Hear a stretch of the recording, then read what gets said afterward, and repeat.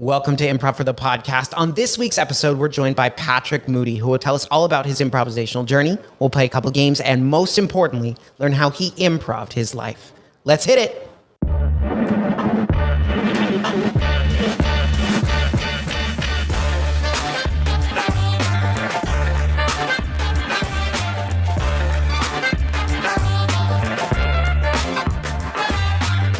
Welcome to Improv for the Podcast. I'm your host, Michael Lee Evans, and today I am joined by the incredibly talented Director of Marketing and Public Relations, medical professional, skilled improviser, Patrick Moody. Thank you so much for coming on the show. How are you doing this evening? I'm doing great. I'm so happy to be here, and thank you for having me on. Absolutely. And calling me a medical professional may be close to malpractice, but that's fine.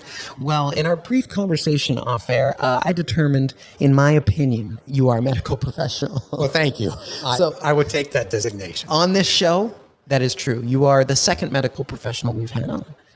I know who the first one is. Yeah, Naveen. Yes. Well, that was quite a while ago. That was like episode 19. So thank you for being our second medical professional on the show. And I would just say that Naveen actually is a medical professional.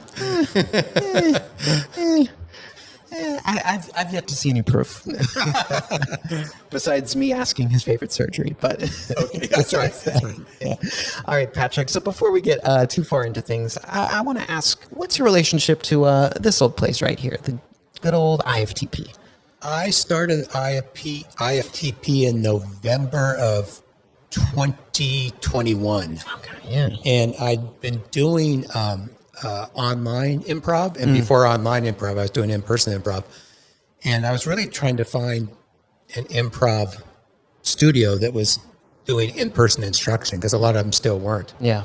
And so I was looking around and I found IFTP a few times. And it's funny. I don't know if you noticed this, but Matt's photo on the website's a little intimidating. I'm trying to think. Yeah, it's one of his headshots, right? Yeah. Okay. Yeah. And so that, I wouldn't say that put me up. I thought, boy, that's like a really serious studio. But look at this guy. But I actually tried, I think I signed up for camp and then I couldn't go. And then I tried to get in the class a couple times. It was full. And I think I emailed him and said, look, I really would like to do this. Can you put me on a waiting list or something? And then in November of 2021, I started. Wow. Okay. So we started around a similar time. I started in August 2021. So just a few months before you. Okay. And what class was the first class you started with here at IFTP? I started I'm pretty sure it was Matt's class. Okay. The thing that I remember is, as you know, with IFTP, all the other classes I took are like 4 classes or a series of 6, and you kind of progress through, whereas here you just start. Yeah. That's the main thing I remember. And of course, the counting at the end, it was just a whole different thing. And it was so much fun. I'm still here. Yeah, absolutely. It's an incredible place. Magnetic. Yes. All right, so we're going to talk more about improv in just a little bit. But before we do, Patrick, we've got to play some 3 things. Fantastic. So I've got some categories picked out for us, and I want to compliment you because you shared with me multiple social media profiles, but I respect that there was only bits and pieces of information I could scrape off of there, which I've never had a guest so willingly share their social media, but also have so little for the public to pull, Yeah. which I think I appreciated that. I was like, oh, Patrick's putting up a fight. Okay.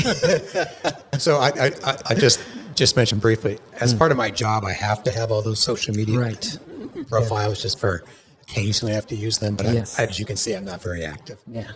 And that's all right. I mean, it's overrated. All right, Patrick. So 3 things. You've played this before, I'm sure, in class or another version. We're going to go ahead and get started. All right. These are 3 things. Your first category, snacks to eat on a road trip. Potato chips. 1. Pretzels. 2. And Cheez-Its. 3. Very nice. Oh, such good choices. All right. Second category, natural wonders in the state of Washington. Oh, boy. Snoqualmie Falls. 1.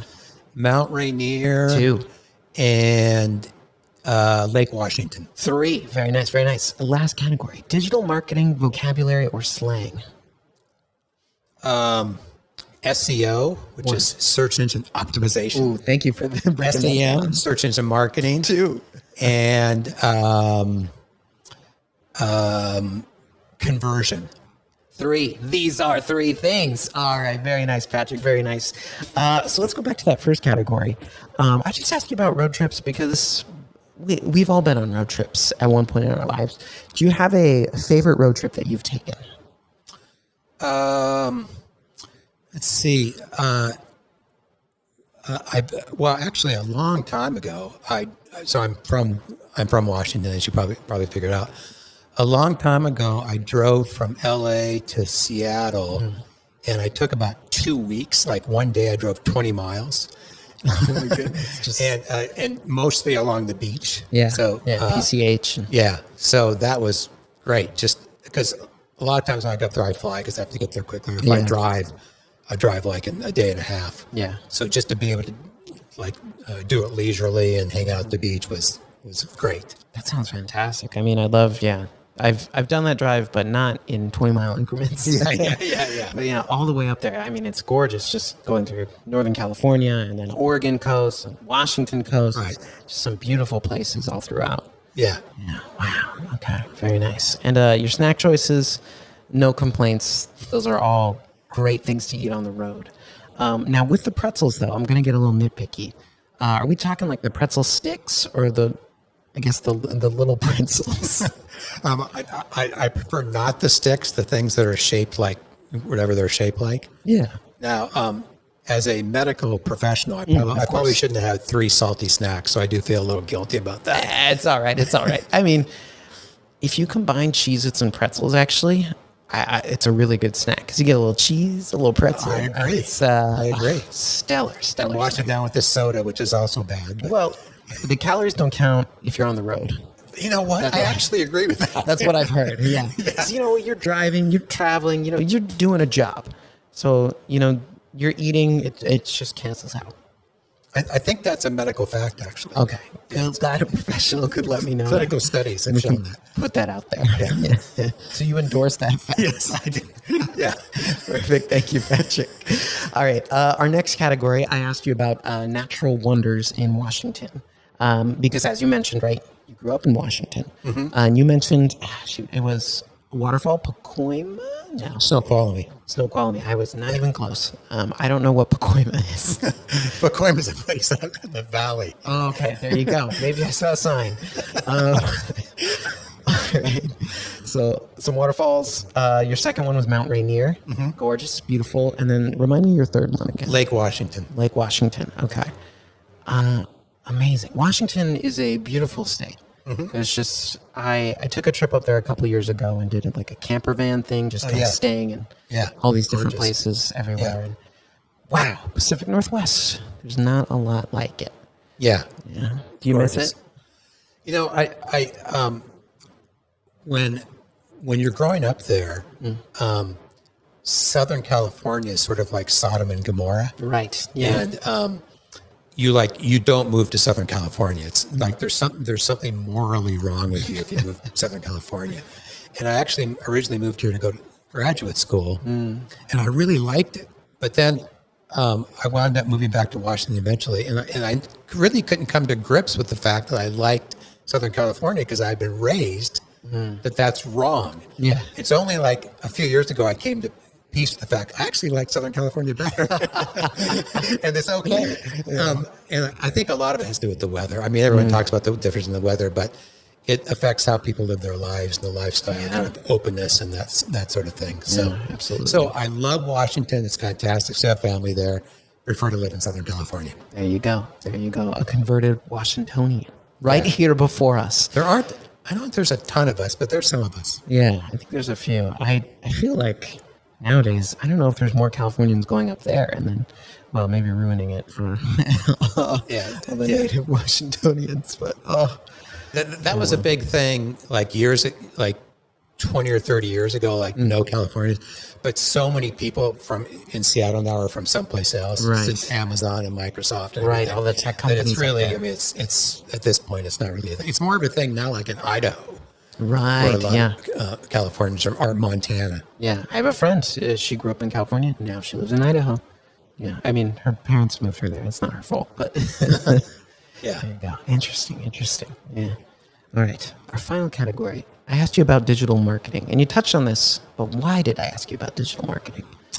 Well, we were talking about marketing for healthcare, and I just mentioned that for specific kinds of procedures or services or everything, it's almost all digital marketing. There's very little else. Yeah. So if Naveen was here and I was trying to get more patients for him, I would be through digital marketing. There you go. You and Naveen could team up. Yeah, I would the love to word team out up with him. Now, I have a question for you. I had this thought earlier, but I wanted to save it for when we were recording. Is there any sort of marketing you've done related to the appendix? Actually, what's one of the things that's funny about that is my wife actually had her appendix out at the hospital where I work. So she had stomach pain, and they said, you have to go to our hospital.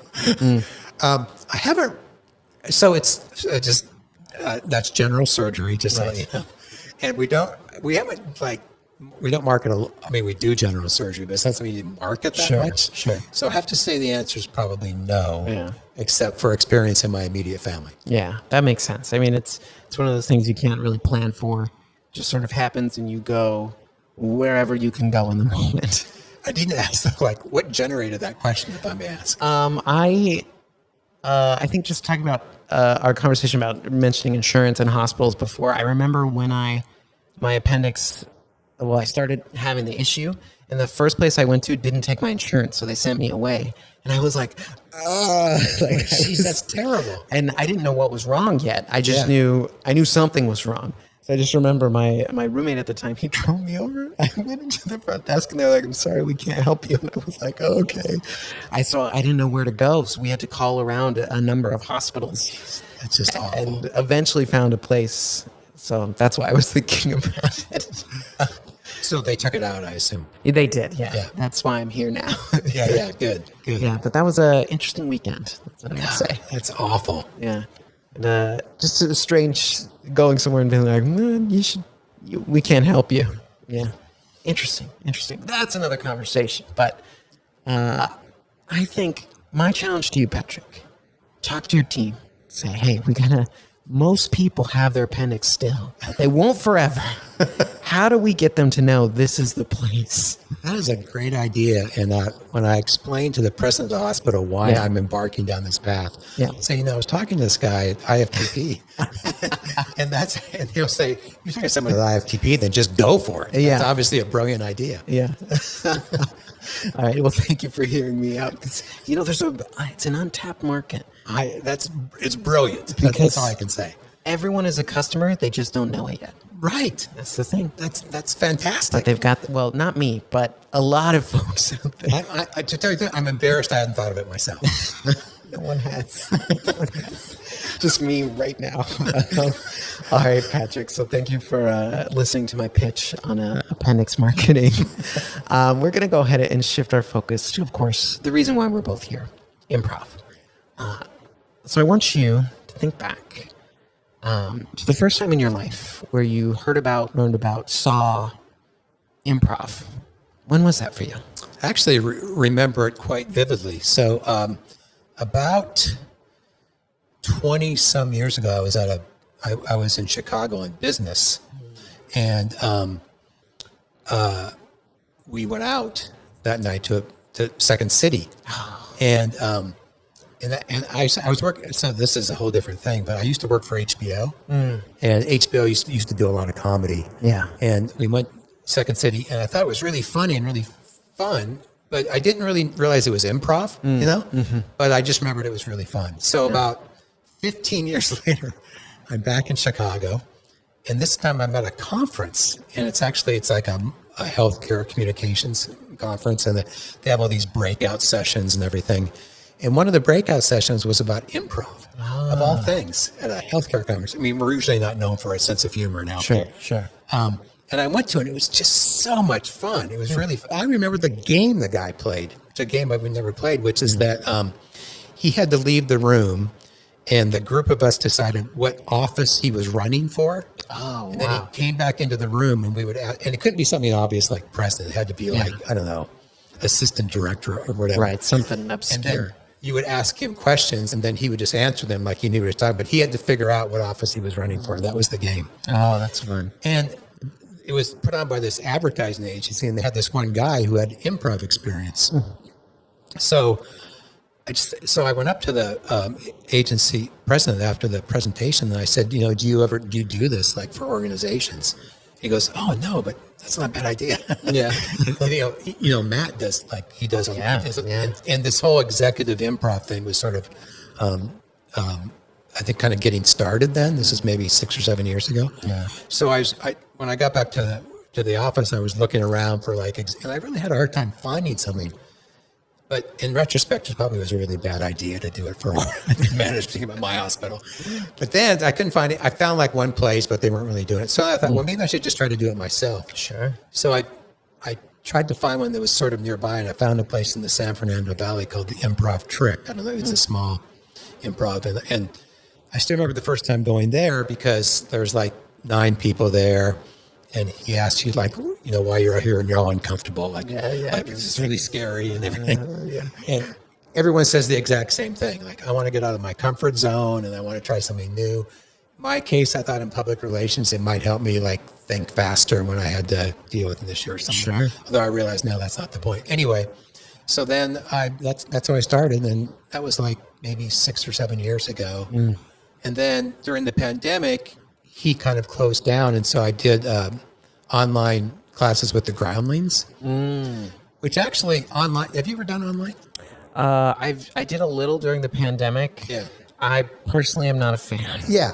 No, it's not the best, but they actually did a pretty good job. And the thing that was cool about it is I had people in my class. There was a woman from London. Wow. There's people from New York, the guy from Montreal. I mean, a lot of people from LA, but it was like they're all over the world. But still, some folks from other places. And they really were able, I thought within the constraints that they had, they were able to make it work pretty well. But then I really wanted to go back to in person. Yeah. So then that's when I got to IFTP. Yeah. And then you dug up this old place. Yeah. And I'm very grateful. Yeah, absolutely. And how did you find IFTP? Was it just on Google or? Yeah, like I said, I started to look for in person, and I don't know how it came up, but I just remember thinking it came up, and Matt looked intimidating. Yeah, this place is serious inside the improviser studio. yeah. I thought, this is going to be, and then and they met on Pico, and it was sort of like it seemed like in this. I just remember these kind of thoughts, like they meet in this loft on Pico, and but it was like the only, and then it was relatively convenient for me to get to. So just Google searching, and I don't even think I approached or tried, and he may have been one of the first ones to go back to in person. I think so. Yeah, because I was looking around that same time just a few months before, and I didn't want to do Zoom. I was like, no, it's not worth my money to me. So I was looking, and that's why I found this place. I was like, wait, in person, wear a mask, vaccination, okay. But I can go in person? Yeah. Those are the trade-offs? I'm in. Yeah. Do we have to show proof of vaccination? I'm trying to remember. Yeah, I remember, coming in my first time, I'm here for IFTP. Where's my card? Yeah. The thing that's I also remember is, we're all wearing masks. Yeah. And remember the first time we took our masks off? Oh, yeah. And you think, that person looks, I have no idea that person looks like. Because you sort of develop this mental picture of what someone looks like. Yeah. Sometimes it's shocking. Yeah. So you're like, I was wrong. Yeah. Yeah, that's a very good point. Yeah, I feel like I'm already taking it for granted again, even though it hasn't been that long since we were kind of able to move away from that. But now that you mention it, I'm like, oh, wow. Yeah, we hope we don't have to go back. Yeah, absolutely. I mean, I was thinking about it. At my workplace, even 1 year ago, I remember they were still requiring us to wear masks in the office. Yeah. And I was thinking about it, this summer, not the case. Well, for us, of course, nice. in the hospital, I'm not in the hospital, but we had to wear masks, and that's where, not in our office, but whenever we walked out, up until like 3 or 4 months ago. If we left, we had to put a mask on. Yeah. So, And especially in like the medical field too, I imagine. yeah. Different circumstances you're dealing with. And for a long time, you get up to go someplace and you instinctively reach for your mask. Yeah. And then you still have to wear them when you go into certain areas. Right. Yeah. I got some N95s in my car. Good to go. So let me know. Okay. Thanks. If you need one. I got the gear. I got the gear. Oh, wow. It's amazing. Okay. So I'm very jealous that you've been to Second City. That is it's almost a bucket list item for me, just because, it's improv. Like, that's where it came from, It's Second City really developed improv as we know it today. And, I've read so many books and, things like that. One day I hope to go there.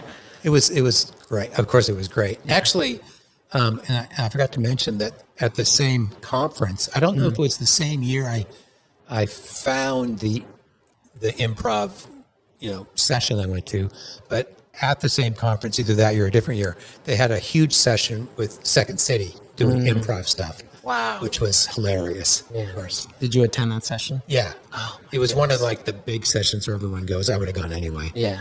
But, when I went like 20 some years ago, I can date it because they had a game where some of the players played like these people from another planet or something, and the audience would shout questions to them. Sure. And then they would answer them.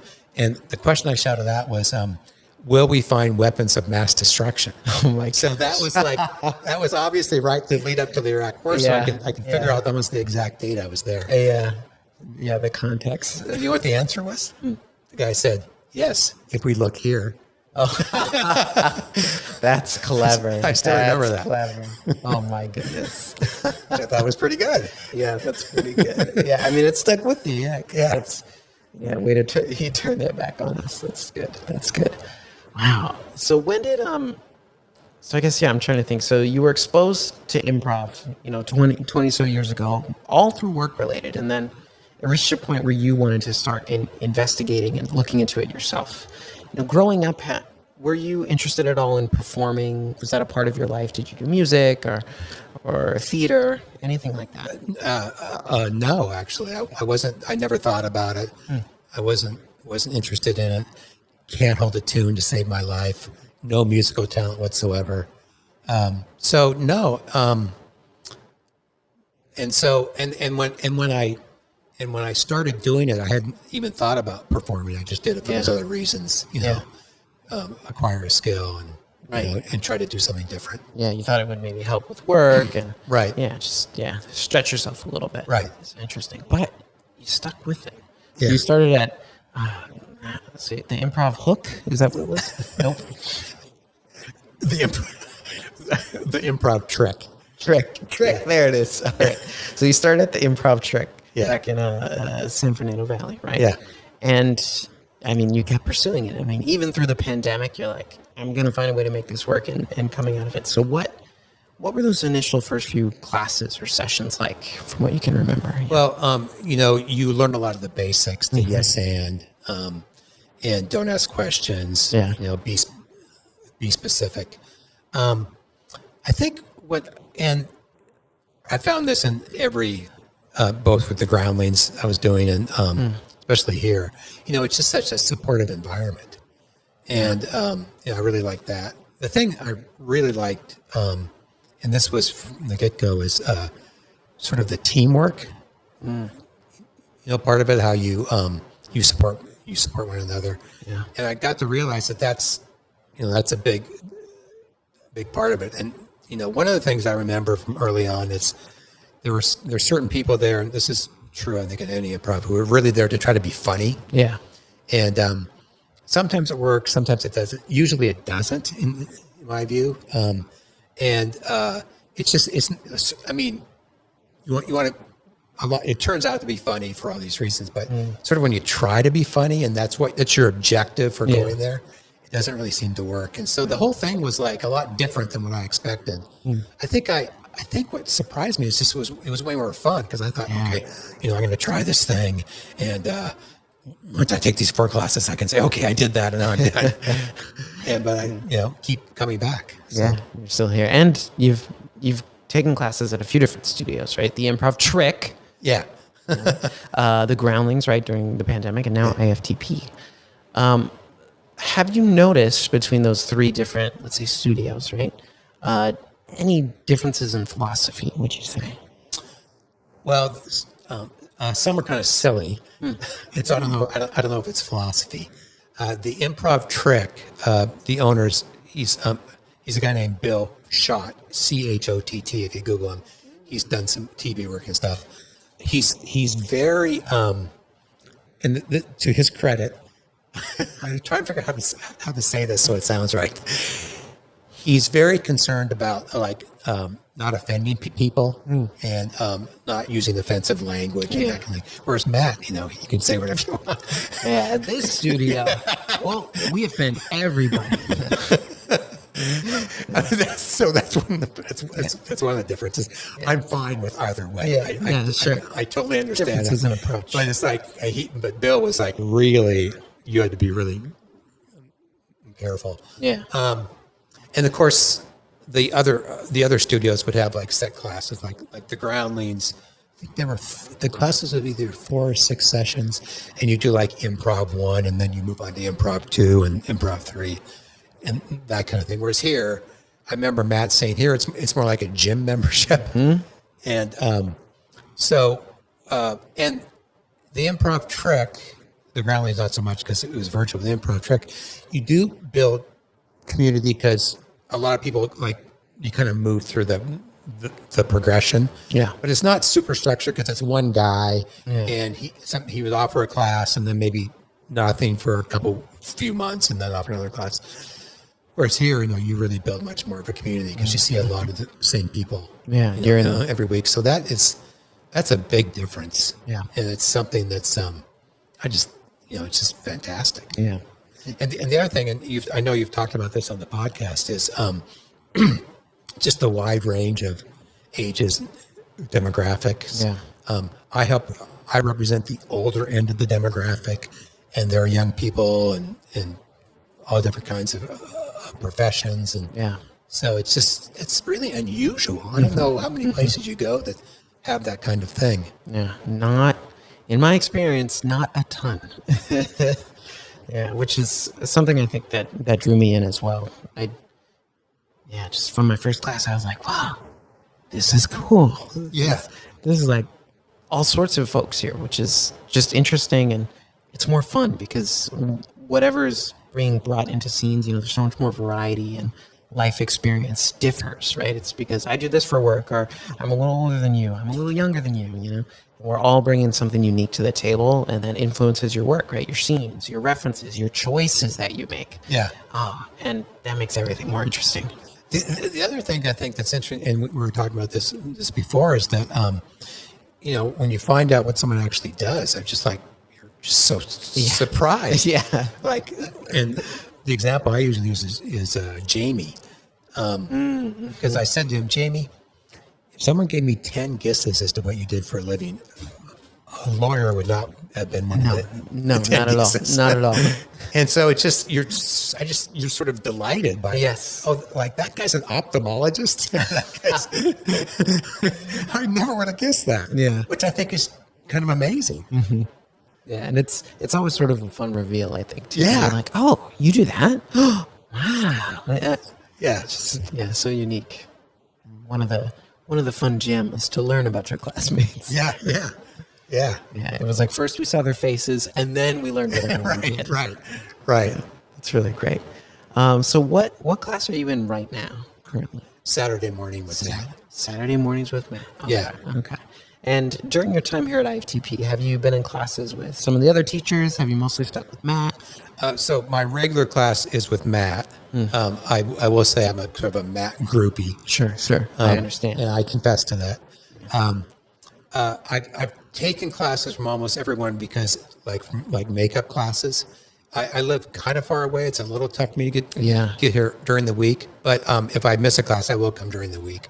So I think I've taken classes from almost every instructor, and they're all fantastic. Absolutely. And I love just kind of learning different things from different instructors. And sometimes I think, well, maybe I should take Benjamin's class on Saturday instead of Matt's, but I never quite seemed to do it. Yeah, yeah, because it's like I know this class works for me, and I know I'm going to be pushed and learn something. In this class. Yeah, I feel that. During my time as a student, I was in maths class the whole time. So.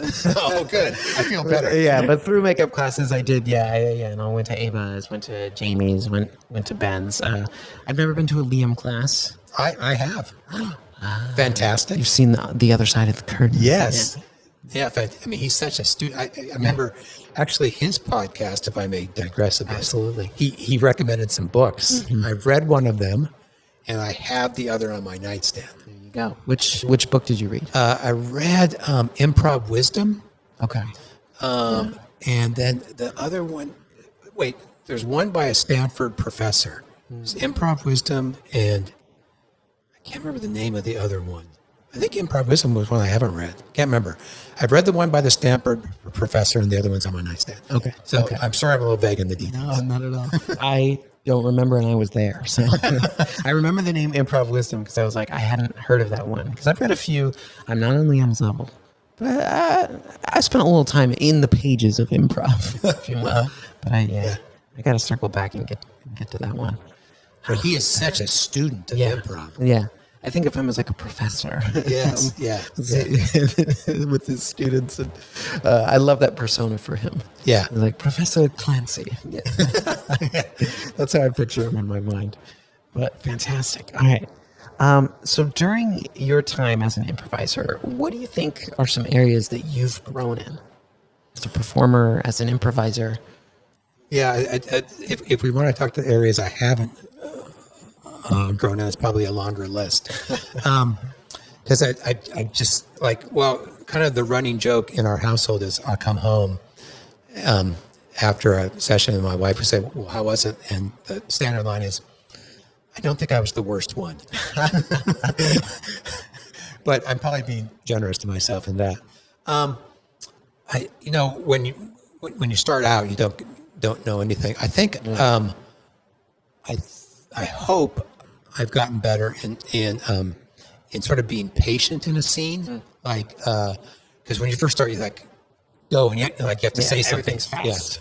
Yeah. And just to be able to slow down, and not in starting the scene, but also just like in a scene. Like you don't have to have banter that's back and forth. No, you don't. So I think I've developed that somewhat. That's probably the main thing. I can think of a longer list of things that I could do a lot better. Yeah. But I mean, patience is such a big one because if you learn to have that patience, it'll feed into so many other skills and techniques that you need to have in a scene. If you can slow things down, you're able to think just a teeny bit more, not too much, because you're not thinking a lot, but you can maybe process what's going on a little better. Yeah, I feel that. I think there are still times where I just need to pump the brakes a little bit, just a little bit, but yeah, we'll see. We'll do some improv in a little bit. Yeah, we'll see. We'll see if I have a lead foot tonight. All right, Patrick. So what would you say, have you seen between the work that you do, right? Digital marketing, public relations, and your experience in improv, the training that you've had, has there been crossover in skills or things you've taken back to work or things from work that you've taken into improv? Yeah. So, I think I mentioned when I first started, I worked public relations, not that often because we're not like UCLA Health or anything. We're relatively small, but sometimes there'll be a crisis or media event where I have to talk to a number of people. Sure. I thought improv would help me. It doesn't really do anything for that.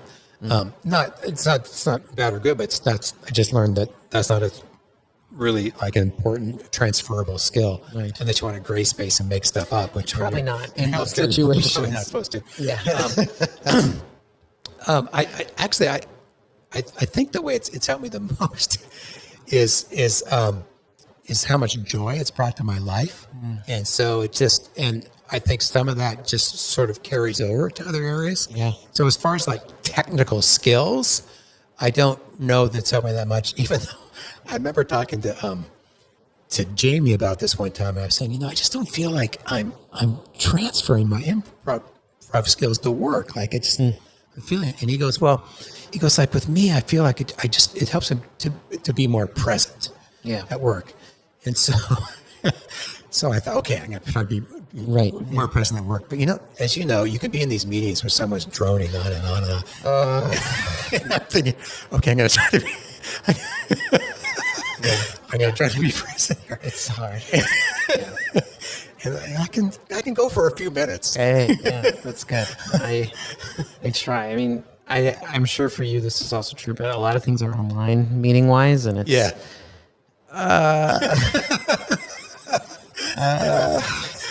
it's tough. And maybe I would say my improv skills could transfer there a little more. I don't know about you. It sounds like you're doing good there. No, I think it transfer a lot more. Yeah, especially if I'm, if there's not much I can contribute to the meeting, but I have to be there. Like, full transparency, I'm going to be in a Zoom job interview later this week. Not me interviewing someone, but part of a large panel. Like, it's like 14 people. Yeah. So, it's a lot of folks to be interviewing one guy. Yeah. Whoever it is. That poor guy. Yeah. No, I don't want to get into it too much, but it's interesting. But those are just tough because, you're hearing the strengths, weaknesses, we need those job interview questions that we all know that are just. Yeah. So that's going to be my push for myself. And in next week's episode, I'll let you know how the meeting went. No. Yeah, good luck. And if we hired the guy. Yeah. Or girl, I have no idea who it is. We haven't gotten any of that client info yet. That's a work problem. I'm not going to think about that right now. Okay. I really appreciate the fact that you mentioned that in your work in particular, right? With particularly medical things, you don't want to be doing a lot of gray spacing because probably the facts are very important there. And if you were just adding in little tidbits, flourishes here and there, that could cause some problems, I imagine. In your That's work. right. Yeah. That's a basic tenet. Yeah. Like, just say what you need to say. Don't add anything to it. And say what you know, and if you don't know, you say you don't know it. Yeah, just be honest about it. Rather than like, I heard. Right. Yeah. You have to fight your improv skills. Right. Yeah, it's a battle. Yeah, that way you have to push away the improv skills. Yeah, and now I'm just imagining a very funny scenario where someone goes up there and just flies off the handle, and that could have some devastating effects. But I guess that's politicians. Anyway, that's what they do. Now I'm getting political. All right. Okay, Patrick. So right now in improv class, you've got class upcoming this Saturday. What's an area? So we talked about something you feel like you've improved on. What's something you want to improve on as an improviser? You're like, this is the thing I'm focusing on right now. It's my initiations in a scene. It's making supporting moves, whatever that is. So just one a clarification, which isn't important. There's no class this Saturday. Oh, you're right. There is no class this Saturday. So I will not be working on anything in particular this Saturday, but you've got some time. Saturdays, I have to work on. One is accents, because my accents are not only, they're terrible, but that doesn't really matter. It's more that I'm afraid to do them. Yeah. Because when they're terrible, they're sometimes more amusing. It's almost better. Yeah. But I just feel I'm so self-conscious about that. Yeah. Like Matt was telling us a week or so ago, he goes, I'm gonna give each of you a permission slip when you walk to class, and you can make a fool out of yourself, or you can just let go, because that's one of the hardest things. Yeah. And then the other thing is range. Like I feel the really good improvisers have a range of like from 1 to 10. Like they can play one character and then another character that's way distance. I feel my range is like 4.9 to 5.1. And just like trying to pay like a wider range of characters. Yeah. As Matt often says, I don't want to see Patrick in the scene. I want to see the person in the scene. And that's a struggle for me. And then how much time do we have here? Because I'm going off. We're fine. The other thing is, and I just really feel like this is one of the main things that separates the good improvisers from the rank and file like me is, and and good improvisers like Matt and Jamie and you and the teachers is no, I definitely put you in that category. That's very kind. Is you can make a scene work with anyone. Like you can be up there with the most unskilled person and make the scene work. And I can't do that. I mean, I can try. I can sort of maybe kind of muddle through, but I marvel at that ability of the really good improvisers. How they can be up there with a stump and they can just make it work. And I just find that just amazing, that skill. And to be able to get to that level is something I really would like to be able to do. Yeah, absolutely. And I think,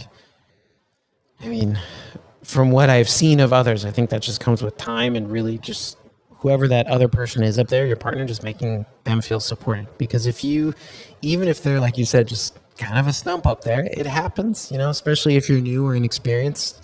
You can freeze up a little bit or just not know what to do or be floundering. And incredibly supportive partner who just keeps agreeing with whatever you do and helping you justify it can really turn any scene into something fun to watch. Or breaking all the rules. Yeah. Like denying and all the other things you're not supposed to do. But the really good improvisers can work their way out of that. Where I would be like, you're not supposed to do that. Hey. Excuse me, teacher. Yeah, exactly. They said no. Can we redo that? Take it back. Yeah. And I think I'm with you sometimes in that. Sometimes I'm just like, no, we're just gonna follow the rules. Like, you're doing it wrong. Just do the improv right.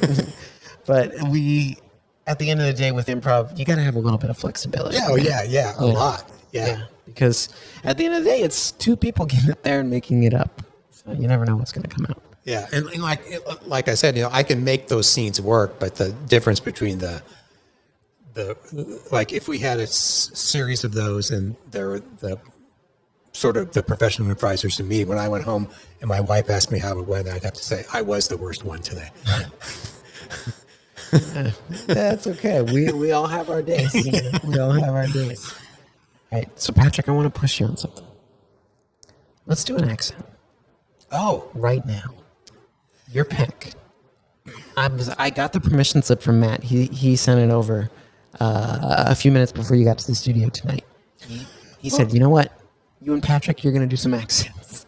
Okay, I'm going to leave now. I'm going to storm out of the studio. You can't leave. Well, Michael O'Chop, it's really good to be here from England, where it's been quite foggy and cold lately. Absolutely, yeah. It's been like bloody foggy, mate. And I was at the coronation, and the weather was quite fine then, but since then we've had beastly weather. Beastly.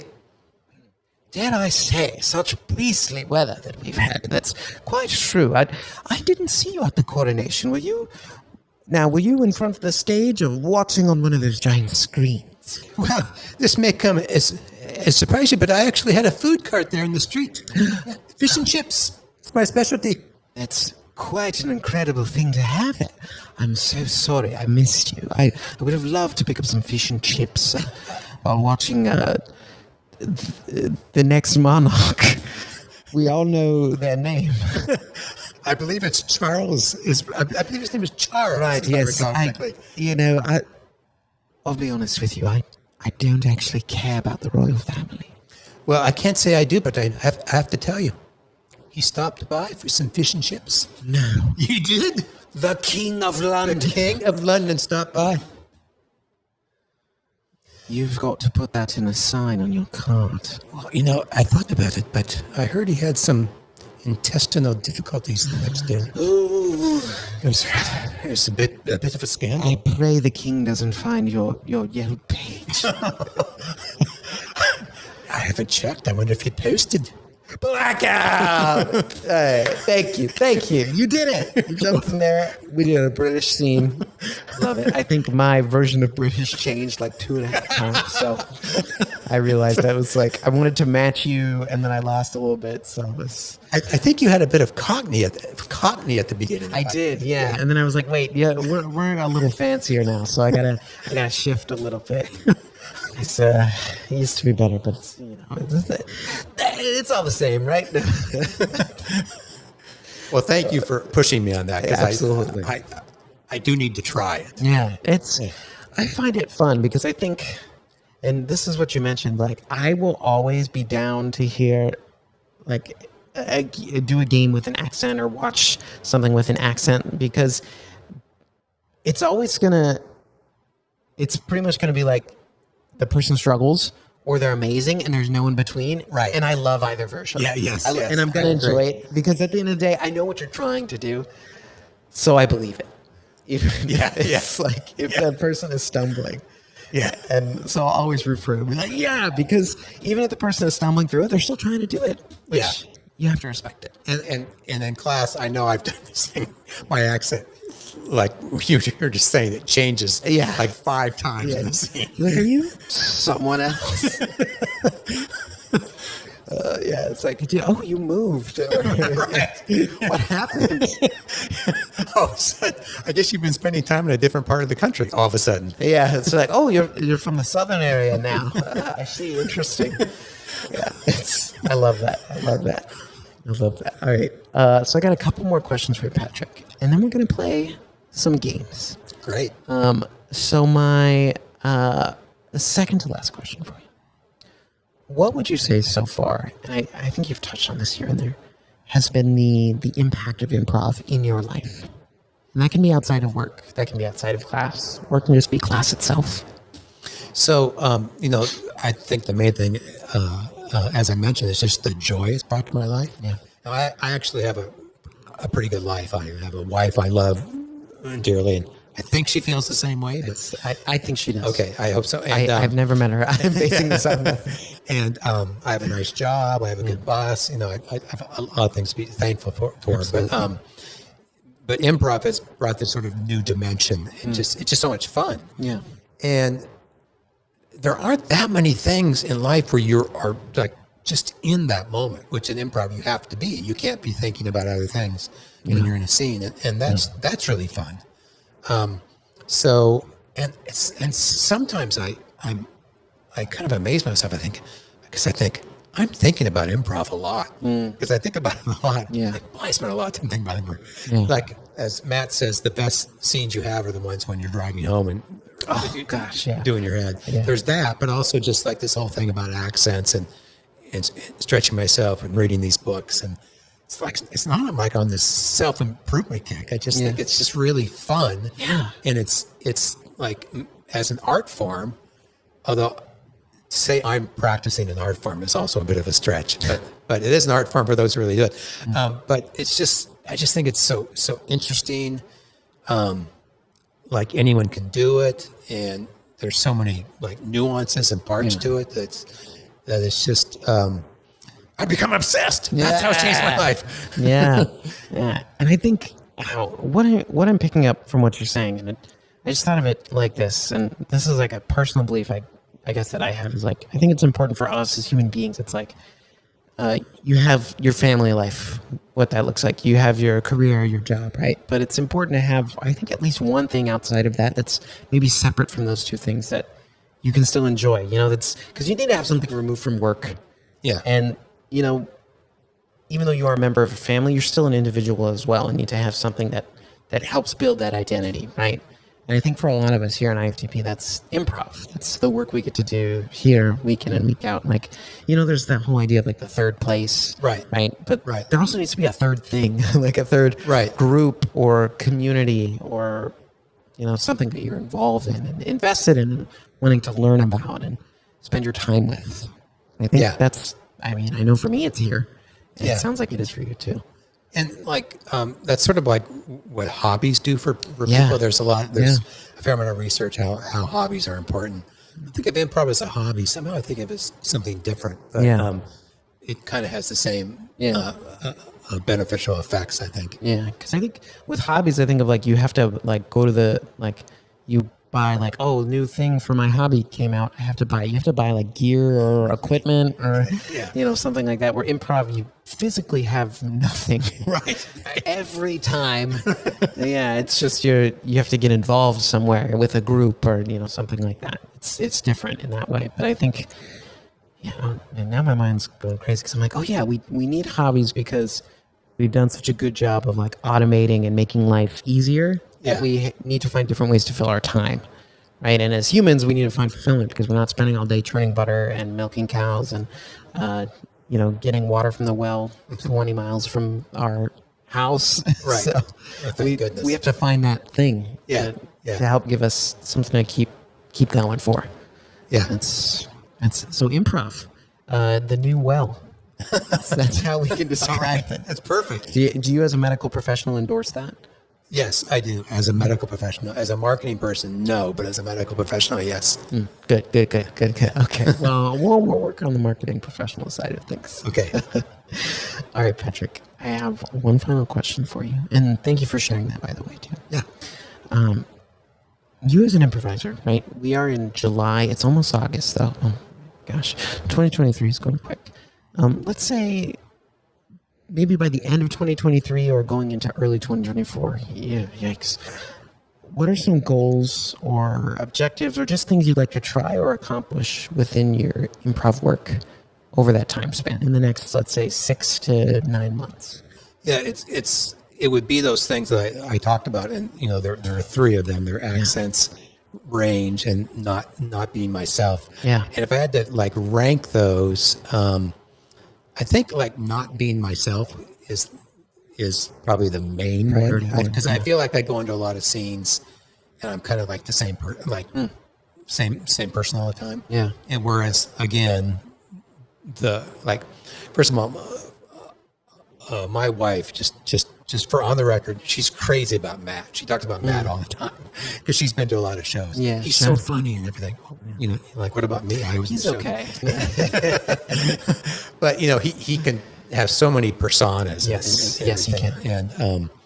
And she likes Jamie too, just to do Yeah, sure. shout out. But so that I guess to sort of lose myself when I'm in a scene and Yeah. be a different person. Yeah. Would be the one thing that I really would like to be able to do better. Yeah.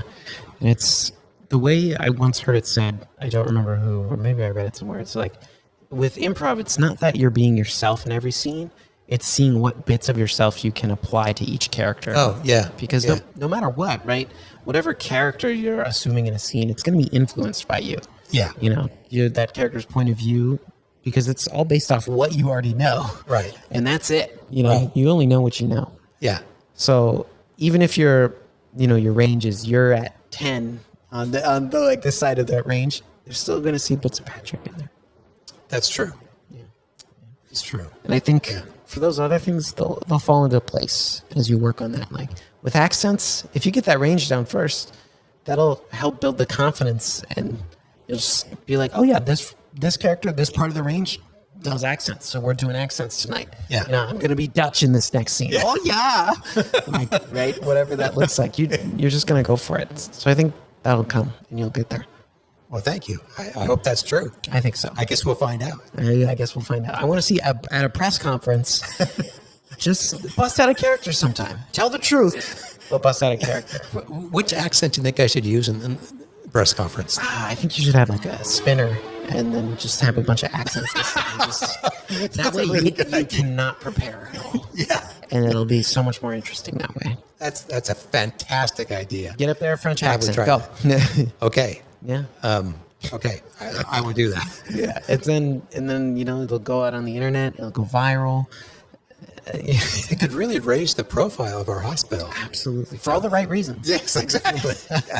Yeah, I'm sure people will come flocking there. Yeah, you got the accent guy, right? He does all the press conferences, different accent. I love it. I don't know what he's talking about, but I love the accent. But I love it, and I want to get my appendix out at this hospital. You guys do appendixes, right? Appendix. I think it's appendicite. I think. Yeah. Yeah. Yeah, because appendicitis, right? Yeah. You guys do appendicitis, right? This is a spot? Yeah. I'm in. Yeah. I don't know if I have it or not, but get in there. Just go ahead and take it. Do that laparoscopic surgery. Yeah. Check me out. See, we're finding a way to really weave in improv to your work. We may actually might hire you as a consultant. I think if you'd like your hospital to close down, I'm your guy. I'm your guy. Give me 6 months, and I'll make some moves. You have some fantastic ideas. Something like that. I'm gonna look into that appendicitis marketing. It's a project I have. Yeah, I think you may have something there. You may be onto something. All right, thank you. I'll take that vote of confidence. You might want to keep your day job just a little while longer until really. Oh no, I've already submitted my 2 weeks while we've been recording. Said, hey boss, I've got this hot new idea. Nobody's talking about this, but they will be. Is your wife aware of your plans? I find that the less I communicate, the happier we are. No. Okay. That would be so terrible. Oh my gosh, she'd be so confused. And I'd tell her, I'd be like, "You still have your appendix? This could work for you." And then, is that a HIPAA violation that I just shared that? It might be, but you're not actually in healthcare yet, so I think you're okay. That's true. I'm good to go. In fact, I'm surprised you knew what HIPAA was. That's impressive. Through work or no? Well, I think in sports, a lot of times there's like, an athlete has an injury and sometimes like information will leak about the injury and like, oh, it's a HIPAA violation. So I more know about it from jokes rather than seeing it in a serious context, I think. But I don't talk to a lot of people who drop HIPAA violation into conversation. It's impressive. Why do I know that? Oh, maybe. I think it's work related. But because in my teaching part of my career, having access to student medical records, right, and knowing things about students that other students don't need to know, but me as the adult in the room would need to know. That's probably why. Right. I think there was some training that went along with that. Can you tell me some stuff? Absolutely. So yeah, there's this one kid. Their name is blank blank, and they have blank. That's amazing. I got loads of knowledge up here. Let me grab my laptop real quick. I'll show you some PDFs. We'll go over the whole thing. That'd be so much fun. Yeah. There's nothing I love learning more than other folks' medical secrets. yeah. That's why I know HIPAA violation. Oh boy, it's a niche brand of humor, I think. HIPAA violations. Very nice. All right, Patrick, you ready to do some improv? I am. All right, we have 3 somehow still original games. Amazing. That we're going to be playing tonight. And this first game is going to be called Sudden... Well, no, I'm not going to tell you the name. I'll tell you the name after I get some information from you. So I want you to tell me, Patrick, what are 3 movies that you enjoy? I'm going to date myself here. Sure. The Graduate. The Graduate, okay. Hannah and Her Sisters. Hannah and Her Sisters, okay. And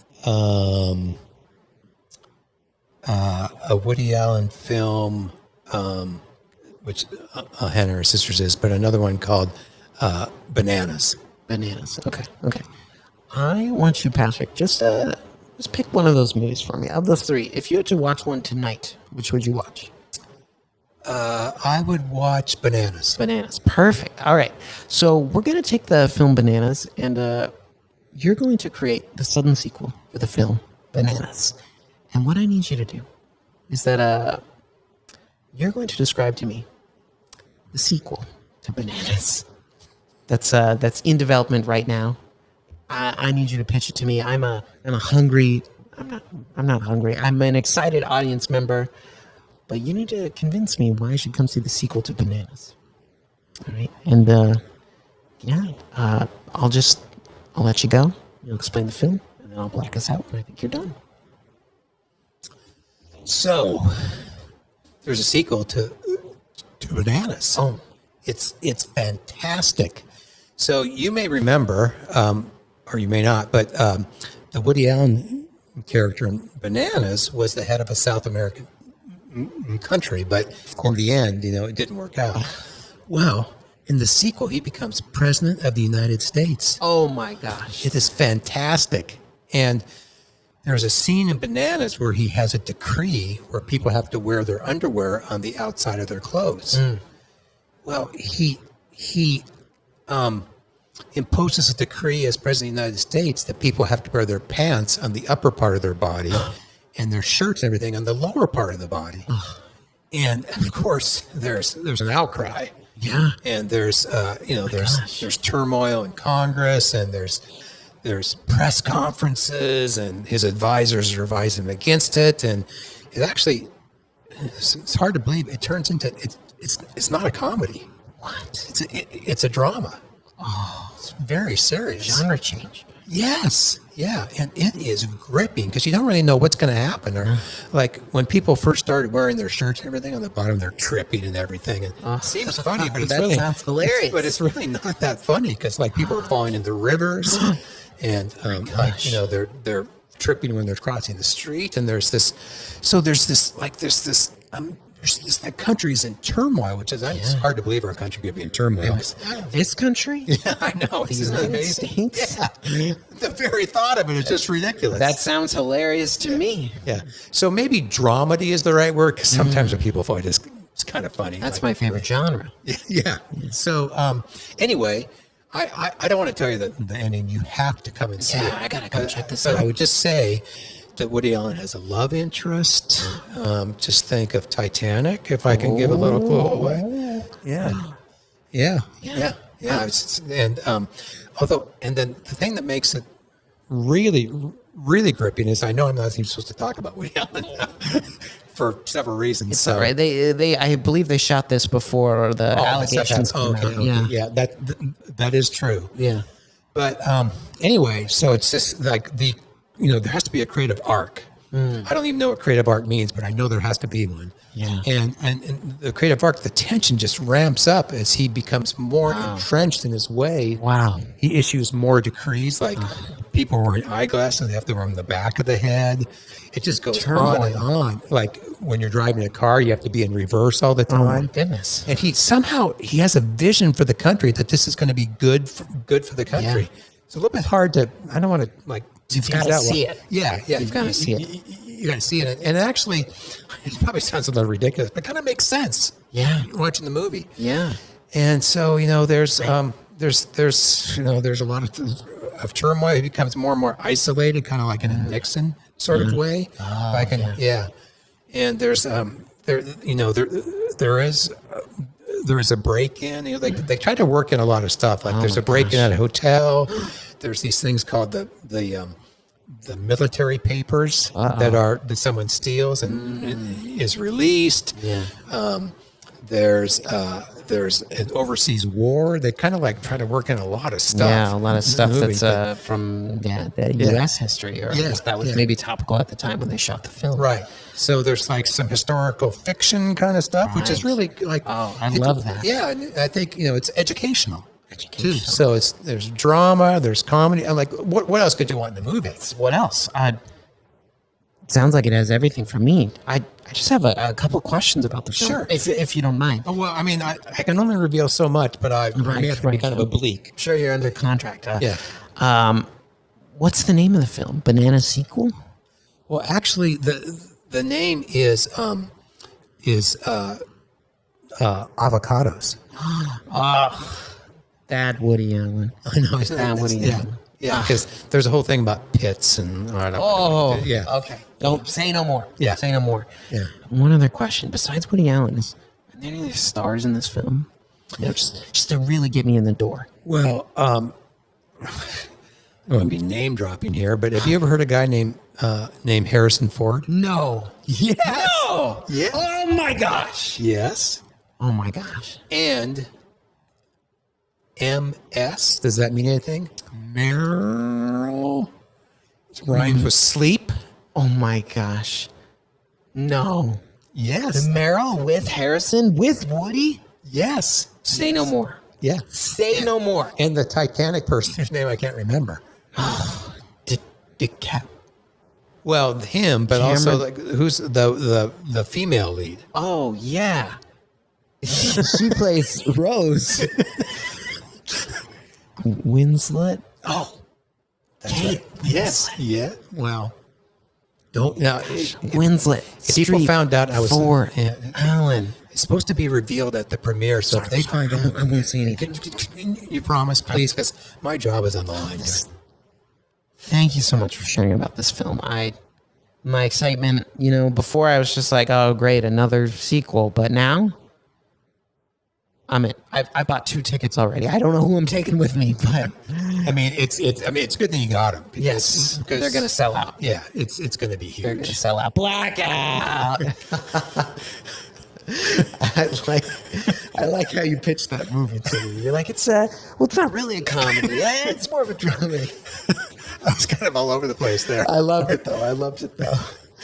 And also, I don't know too much about the film Bananas, but now I'm like, oh, that sounds kind of fun. It's really old. So I have to confess, I hardly ever go to the movies. Yeah, that's all right. Even though I used to work for HBO years ago, so I'm struggling to come up with something that's and so the audience, maybe 10% of them will even have heard of Bananas. I think it was released like in the 70s or something like that. But it may stand up for all I know. Yeah. I mean, that already sounds like a fun premise. And then, well, I'm thinking about someone passing. It sounds like ridiculous legislation, which that's fun. Yeah. That's a fun premise in and of itself. And I'm sure there's a lot more hijinks that happen in the film, it sounds like. So in the sequel, avocados. Oh, boy. It's going to be big. Yeah. That's all I got to say. I'm a little sad that that's a fake movie. I think boffo is the word that like the trade publications use. Boffo. Yeah, that sounds right. Sounds right. And I mean, you're in marketing, so this game was made for you. I think there is an appendix scene in the movie too. This film is right up my alley. I think it is. I've been looking for this movie my whole life. I believe you have. Well, not my whole, just since the appendix. Oh boy! All right. Well, nice job, Patrick. Thank you for playing that. We're gonna move on to our next game. This one is called Genre Switch. So in this game, there's gonna be 2 genres that we're playing with that we're going to switch between during this scene. And I'm going to give us a suggestion of location to start our scene off. Then we'll take it from there. And at some point, I'm going to call out what genre we're switching to. So to start this scene, we're going to be in a, let's say, a Western genre. And our location that we'll be set in for this Western genre scene is, of course, the plains. We're in the plains, which is almost a terrible suggestion, but it's what the app told me. So we're going to be in the plains. Great. This is a Western setting, or a Western genre of film. And at some point during the scene, our genre is totally going to change. We'll find out what it is, and I'll black us out when we're done. Sounds great.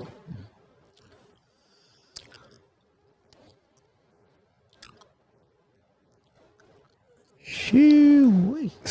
Dusty. Shoo-wee, partner. Are we ever going to get the cattle to the next town? I don't know. Now, I know they said that these plains were great, but shoo-wee.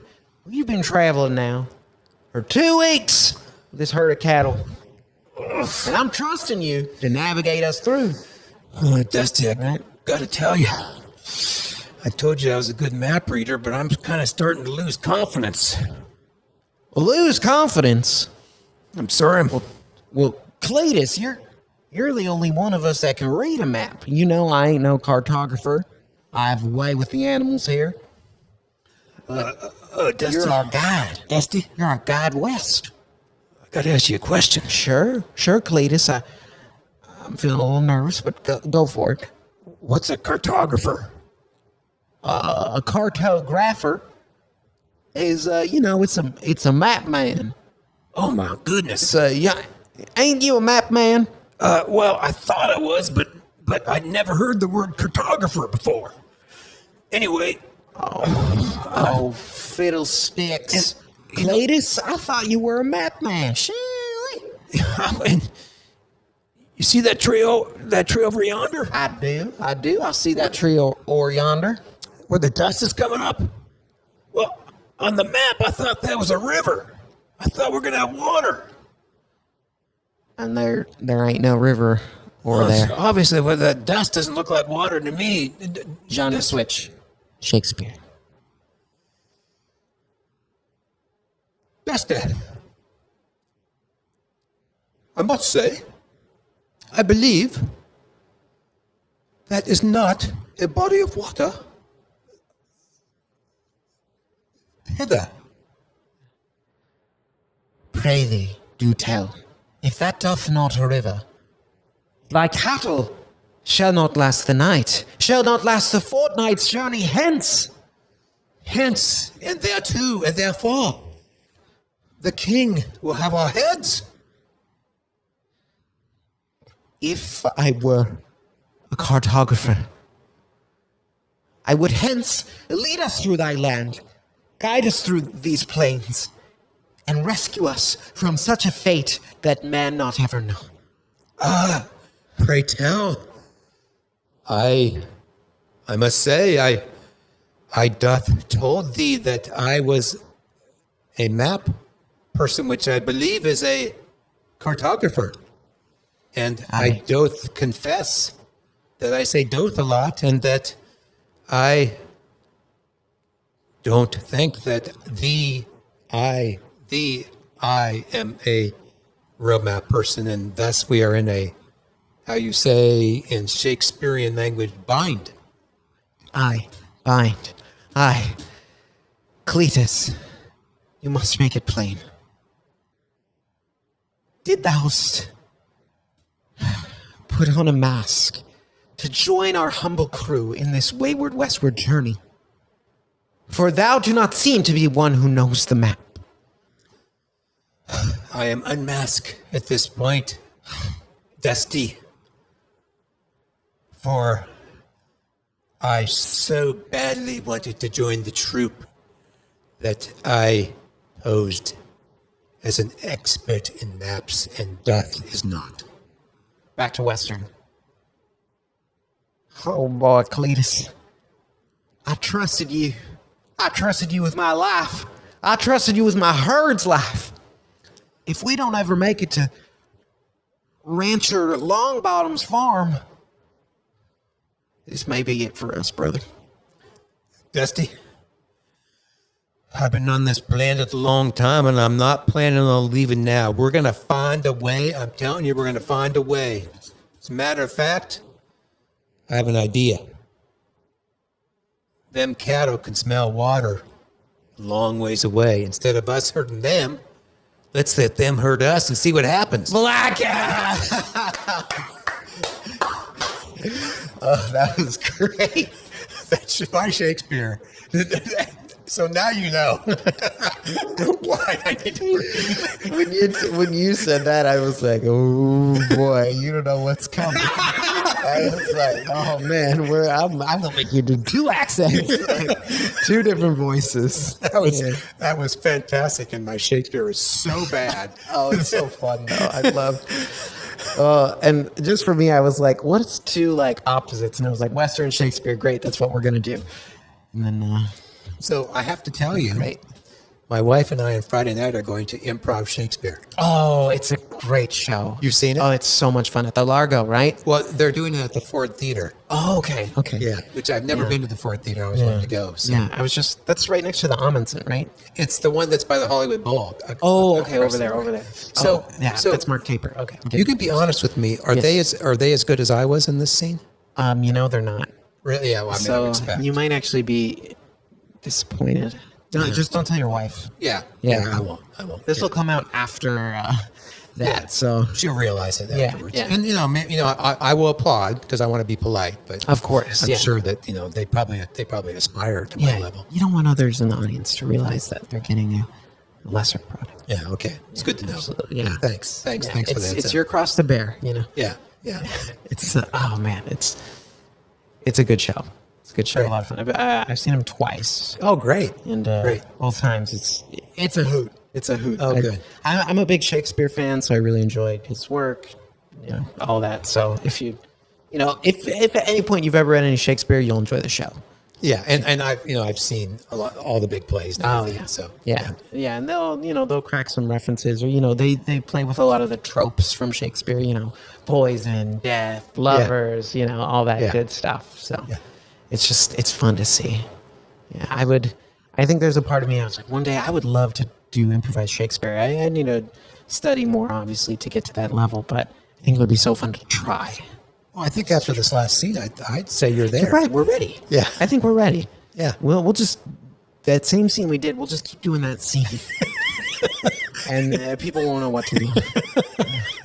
I'm sure we'll build quite an audience. Absolutely. We're going to be selling out the Madison Square Garden before you know it. SoFi Stadium, here we come. That'll be our venue. I got one more game for us tonight before we close out. This game, I teased it to you earlier. It's a game that has a little bit of one-upmanship, and we'll see how this goes because I feel a little guilty playing this. This game is called Teacher's Lounge, and in this game, you and I are both teachers, and we're hanging out in the Teacher's Lounge, and we're both we're debriefing on the days that we've had here in the classroom.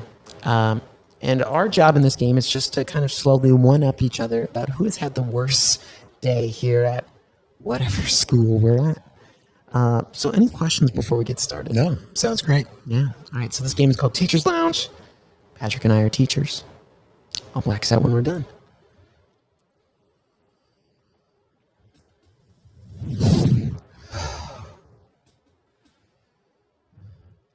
So, Phil, I got to say, it's kind of a long day today. Yeah. Oh, you're telling me, Ted. I mean, like, I was putting the math lesson on the whiteboard, and my the writing implement, whose name is escaping me now, the marker. The marker, yeah. It ran out of ink. Oh, so my frustrated. gosh. Oh my gosh, Ted, I'm sorry that happened. Yeah, because then it's like, you got to walk over to the lounge to get in the marker. Jeez. Precious minutes, right? Yeah, Teaching is all about those minutes. Yeah, especially with math. I mean, like every minute's important. Yeah, absolutely. I'm sorry that happened, but honestly, that doesn't sound that bad. This morning I came in. I was getting ready to print my packets out, my reading packets for the kids today. Because we're studying the World War II. Yeah. And I print out the packets out of staples. So I have to pass out to these kids unstapled packets, and it's just a mess. Oh, yeah. It's just a mess. They don't keep them together. Just all sloppy woppy, Pages gets mixed up. Oh, yeah. Yeah. And it's just, after 4 periods of that, it's like, oh, boy. Jeez, I'm sorry. Yeah. It's tough. Thank you, Ted. What a day, huh? Well, the magic marker wasn't actually the only thing that happened. There's more? Well, it's kind of embarrassing, but I was explaining the Pythagorean theorem. Yeah. Don't tell anybody. I think I got it wrong. I think I explained it wrong. What? Yeah. I think I explained What did you say? I think I explained the Cassius paradox instead of the Pythagorean theorem, and I kind of got all mixed up, and one of the students actually corrected me. That was embarrassing. Oh my! I mean, I got back on track, but I kind of lost confidence. It's pretty bad. I mean, you've been teaching for 15 years. That's the first time that has ever happened. The Cassius paradox is so different than the Pythagorean theorem.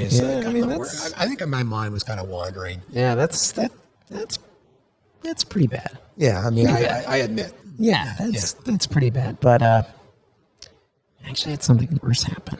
Really? Yeah, in my second period class today.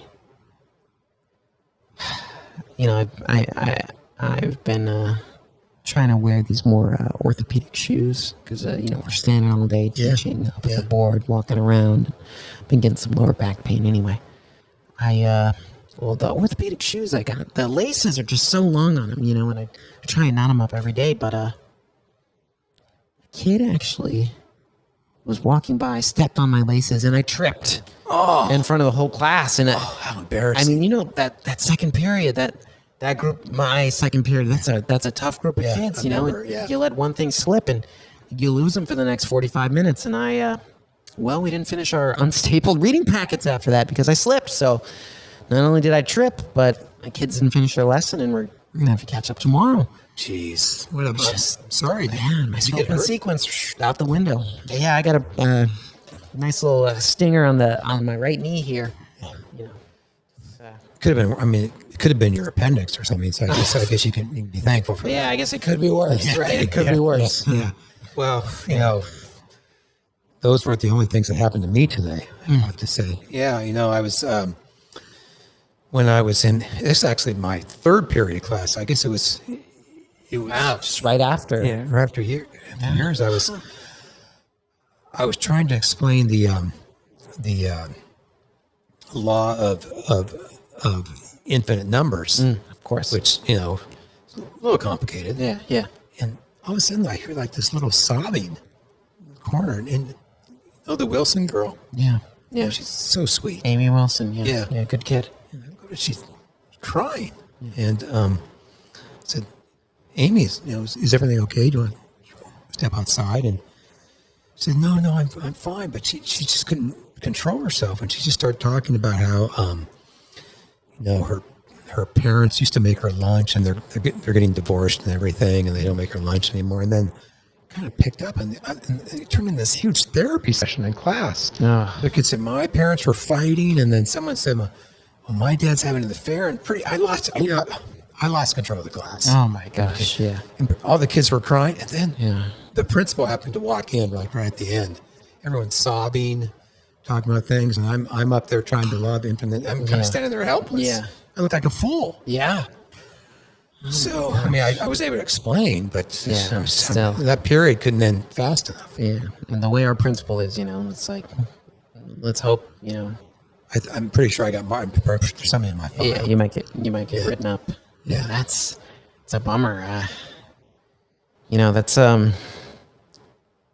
That sucks. Yeah. Sorry that was, happened. It was tough. It was kind of a black mark. I gotta tell you something. Those kids, your third period, those kids go into my fourth period class. Yeah. Yeah. They go right from your room to my room. Yeah. They came into my room. I saw they were all upset, and I, was trying to lighten their spirits up. And I don't know why I did this, but I had some grapes in my lunchbox, and I threw a grape at a student and just said, "Food fight." And No. yeah, and I of course threw the grape at Damien. Who usually we have a pretty good rapport, but Damien was not in the mood. I guess from whatever disaster you had in your class, the kids, they all started taking out their lunches. And we had a full-on food fight in the classroom. Full-on food fight. Yeah, full-on food fight. Just, peanut butter and jelly sandwiches flying. And, Tyler's got that peanut allergy, so I had to send him down to the office because he just got a glob right in the face. Oh, boy. Just hives.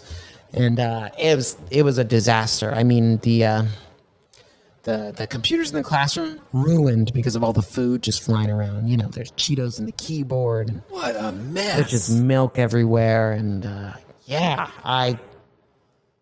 Jeez. So sorry. yeah. Well, I don't know where to go after that. It's interesting you brought that up about how my class went into your class. Because, your second period class without the staples, they're my fifth period class. Right. Yeah. Same kids.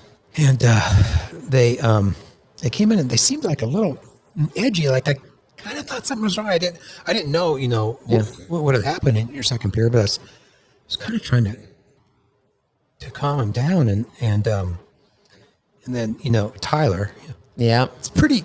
he's kind of, an edgy kid. Yeah. And he started like screaming at Brandon that Brandon had messed up his papers. And now I know what he was talking Wait, about. Brandon R or Brandon W? Well, it was Brandon W. Brandon W. Okay. Yeah. Sorry. Okay. Yeah. Kind of the big kid. Yeah. And I said, "Come on, you guys, it's going to be." And I tried to calm down. They started fighting. Yeah. Oh my gosh. And then all the other kids, there's this full on. Did you hear? I don't know if you heard the sirens, but I What? the bell. Like we had the police came. Oh my gosh. And they were off. I totally lost control. And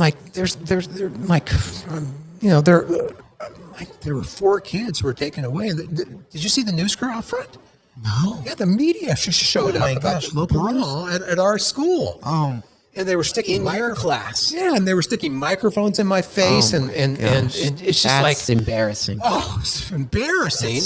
I was just like, it's just, and my parents were like, "What's this going on there? Like, Yeah. are you running what are you running there? Can't you control the class? And of course, I had the whole thing with the principal earlier. Yeah.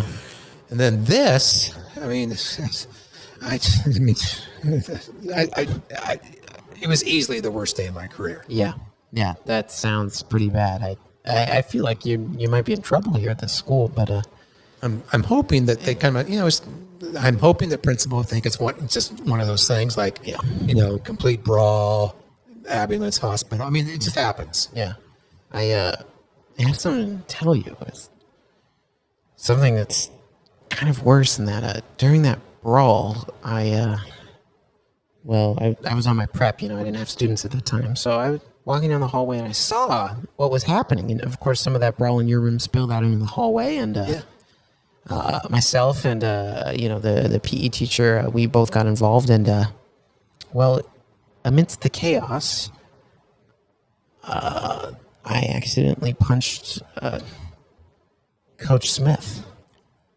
Coach Smith? I punched Coach Smith. You're no way. Yeah. Oh, jeez. And I've actually just been placed on probation. You're kidding. Yeah, I just saw the email before I came in here. Thought I'd cool off. I saw him like, Yeah. oh, Yeah. jeez. He had that stake on his eye. Yeah. Yeah.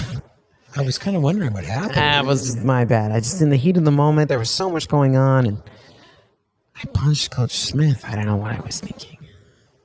Jeez. My day is, my job's in jeopardy. I don't know if yours is yet, but mine definitely is. I won't be here tomorrow. I'll be at home, unpaid probation. Oh, I'm sorry because At least 2 weeks. I feel like I was kind of the cause of that. Yeah. Because as far as I know, I'm not on probation, even though I don't know if you're aware of the fire department because a fire broke out during it. No, I was sent. I was told I had to go in a classroom and stay in there alone until I cooled Yeah, off. because one of the kids had some kind of vaping thing or something during the fight, and it spilled, and another kid had a lighter, and like our classroom, caught on fire. Blackout. Oh no. It was all I could do to keep from laughing when you talk about punching ghosts. It's like in my head. I was like, I'm not going to punch a child. I was like, I'm not playing that game. But I was like, but there's a way we can spin this. Yeah. Oh, I'm sorry about your classroom now. No wonder the fire department showed up. You'd almost burned down the school. Yeah. Oh my goodness. It's terrible. I'm sorry. I hope everyone's okay. I hope they all made it out. Worked out. Yeah. Good. Yeah. Did you keep your job? Well, I was on probation for an actual year. Oh, okay. So you knew both. Yeah, there were hearings, and the union had to get involved. And Oh, everything. right. Oh, yeah. You got some Finally got my job protections. back, yeah. Oh, well, congrats. Yeah. Yeah, I know you got tenure, so Yeah, it yeah. would have been pretty Thank hard you. to out you. Yeah, and really, that was like the first time anything like that had happened. Sure. You It's the first fire. Yeah, you should have at least one. Yeah, everybody gets one. Yeah, I agree. That's how it should be for every job. yeah. Everyone can start one fire. Yeah, I think that's reasonable. Absolutely. Okay. Well, Patrick, thank you so much for playing those games with me. That was great fun. Incredible Thank you. work. Thank you for going on that adventure of such a variety of games. Before we conclude tonight's episode, I want to give you the opportunity. Are there any final words you want to leave us with before we go? I would just say that those those who might be listening who have thought, maybe I'd like to try improv. I've thought about trying that. My only advice is to try it. Yeah. And I think, and it's not for everyone. Like, we've seen people come and go and who don't do it. But if you, there's nothing venture, nothing gain. There's no harm in trying. And if it does seem like a little bit of a spark that you like, you will really find great joy in doing it. Well put. Yeah. Find that spark. Yeah. And I think it's here. Yeah. It's definitely here. And I am so grateful and so thankful every day, literally every day that I found this place. Absolutely. Don't tell Matt I said that. Okay. We'll cut that. We'll cut that out. Yeah, thank you. I'll edit it so it says, I wish I hadn't found this place. That's perfect. Just change your words a little bit.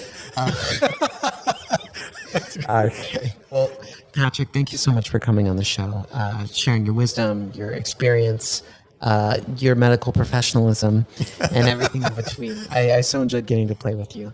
And as always, with Improv for the podcast, you can find us streaming anywhere there's podcasts. We are there. You can find Patrick anywhere podcasts are being streamed. As always, thank you for listening, and we'll see you next time. Improv for the podcast was created by Matt Moore and Michael Lee Evans, edited and produced by Michael Lee Evans, and finally presented by Improv for the People. Interested in more IFTP? You can visit us at improvforthepeople.com or on our socials, such as Instagram, TikTok, Twitter, and YouTube. Remember, new episodes are released weekly. Thank you for listening. We'll see you next time.